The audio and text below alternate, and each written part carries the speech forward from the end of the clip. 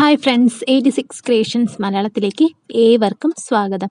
അപ്പോൾ ഇതാ over size ആയിട്ടുള്ള ഈ കുർത്തിയുടെ പാൻറ് നമുക്ക് ഒന്ന് ഷോർട്ട് ആക്കുന്ന മെത്തേഡാണ് ഇതിനകത്ത് നോക്കുന്നത്. അപ്പോൾ എളുപ്പത്തിൽ തന്നെ നമുക്കത് ചെയ്തെടുക്കാനായിട്ട് പറ്റും. ഇത് നല്ല വൈഡാട്ടോ.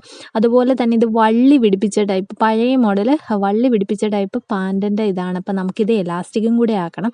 നല്ല ലെങ്ത്, ഇത് ഡബിൾ എക്സലോ ത്രിബിൾ എക്സലോ എങ്ങാണ്ടാണ് കേട്ടോ. നമുക്ക് ഇത്രയൊന്നും വേണ്ട, നമുക്ക് സ്മോൾ അല്ലെങ്കിൽ മീഡിയം എന്നുള്ള രീതിയിലേക്ക് അത്രയും ചെറുതാക്കിയിട്ടാണ് നമ്മൾ ഇതാക്കുന്നത്.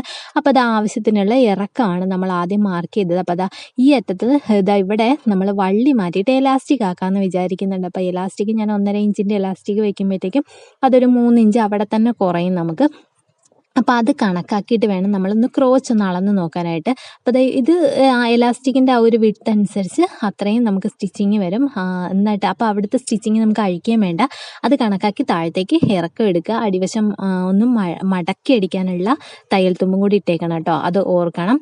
എന്നിട്ട് നമ്മുടെ കാലിൻ്റെ വീതി എത്രയാണോ അതൊന്ന് കണക്കാക്കി അവിടെ ഒന്ന് മാർക്ക് ചെയ്തിട്ട് ആ സൈഡൊന്ന് ഷേപ്പ് ചെയ്തെടുത്താൽ മതി കേട്ടോ.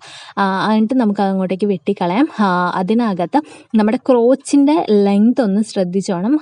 മൊത്തത്തിൽ ആദ്യം നമ്മളെല്ലാം ചെയ്യുന്നതിന് മുമ്പായിട്ട് തന്നെ ക്രോച്ചിൻ്റെ ലെങ്ത് എങ്ങനെയാണെന്ന് നോക്കാൻ. നല്ല ലെങ്ത് ഉണ്ടെങ്കിൽ മാത്രമേ ഞാൻ പറഞ്ഞ പോലെ ബെൽറ്റിൻ്റെ അവിടെ എലാസ്റ്റിക് പിടിപ്പിക്കാൻ അതേമാതിരി ചെയ്യാൻ പാടുള്ളൂ. അല്ല, ക്രോച്ച് നിങ്ങൾക്ക് കറക്റ്റായിട്ടാണ് കിടക്കുന്നത് എങ്കിൽ നമ്മൾ അടിവശത്തു നിന്ന് വേണം ഇറക്കം കുറയ്ക്കാൻ. മുകളിൽ നിന്ന് നമ്മൾ ഇറക്കം കുറയ്ക്കില്ല. ഇതെനിക്ക് ക്രോച്ചൊക്കെ ഭയങ്കര വലുതാണ്, അതുകൊണ്ട് മാത്രമാണ് ഞാൻ മുകളിൽ നിന്ന് എലാസ്റ്റിക് വെച്ചിട്ട് ആ ലെങ്ത് അങ്ങനെ കുറച്ചെടുക്കുന്നത്.